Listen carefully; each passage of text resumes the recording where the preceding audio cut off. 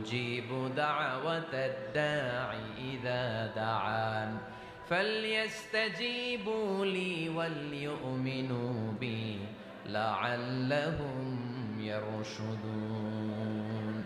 রব্বুল আলামিন বলেন, নবী হে, আমার বান্দারা যখন তোমাকে জিজ্ঞেস করে আমি কোথায়, তুমি বলে দাও ইন্নী করিব, আমি কাছে। আল্লাহু আকবার, তিনি কাছে।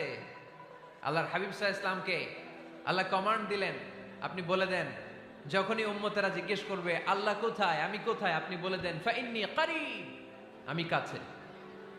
আরেক জায়গায় আল্লাহ ব্যবহার করলেন আকরাব, কাছে না।